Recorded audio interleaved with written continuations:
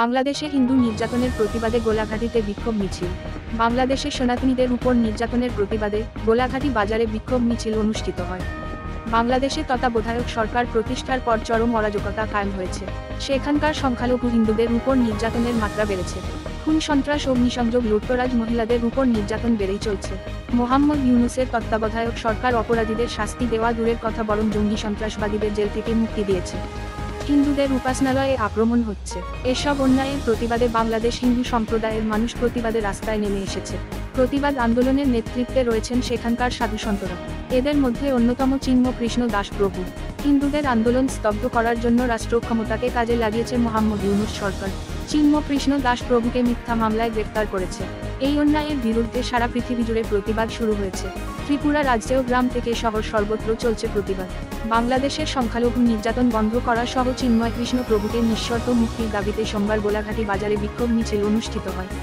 সোমবারের সন্ধ্যা থেকে রাত 8:30 পর্যন্ত গোলাঘাটি বাজার থেকে মিছিল শুরু হয়ে জগন্নাথ পাড়া, সদারামাহাটি প্রভৃতি এলাকা পরিক্রমা করে। মিছিল থেকে বাংলাদেশে হিন্দু নির্যাতন বন্ধ করা সহ চিন্ময় কৃষ্ণ প্রভুকে অবিলম্বে মুক্তির দাবি ওঠে। তাদের প্রত্যেকের উদ্যোগে আমরা এখানে সমবেত হয়েছি। বিশেষ করে সাম্প্রতিককালে বাংলাদেশের যে ভয়াবহ পরিস্থিতি, বিশেষ করে সংখ্যালঘুদের উপর আক্রমণ, মন্দির ভাঙচুর এবং সংখ্যালঘুদের বাড়িঘরে অগ্নিসংযোগ ইতিমধ্যে আমরা লক্ষ্য করে গেছি। বাংলাদেশ সরকার, মৌলবাদী সরকার, ইউনূসের সরকার বেআইনিভাবে, অগণতান্ত্রিকভাবে বাংলাদেশের যিনি জনজাগরণ মঞ্চের, হিন্দু সনাতন মঞ্চের প্রচারক, ওনাকে গ্রেপ্তার করেছেন এবং ওনাকে দেশদ্রোহিতার অভিযোগ দিয়ে মিথ্যা মামলায় ফাঁসিয়ে ওনাকে গ্রেপ্তার করেছেন।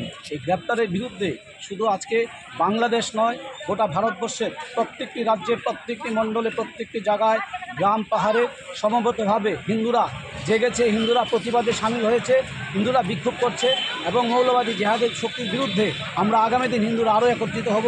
এই বাংলাদেশ সরকার, যে ইউনিসেফ সরকার প্রতিষ্ঠিত হওয়ার পর থেকে বাংলাদেশে একটা অগণতান্ত্রিক অরাজক পরিস্থিতি চলছে, তার বিরুদ্ধে চিন্ময় প্রভুকে নিঃশর্তে মুক্তির দাবিতে আমরা আওয়াজ তুলেছি। চিন্ময় প্রভুকে নিঃশর্তে মুক্তি দিতে হবে। বাংলাদেশ সরকারকে আরও সচেতন হতে হবে। বাংলাদেশ সরকারের যে জেহাদিমূলক মনোভাব, সেই অত্যাচারী মনোভাব পরিহার করতে হবে, নতুবা ভারতবর্ষের প্রত্যেকটা সনাতনী মানুষ, গোটা বিশ্বের যারা সনাতনী আছে, হিন্দু সমাজ তার যোগ্য জবাব দেবে এবং প্রস্তুত থাকতে হবে।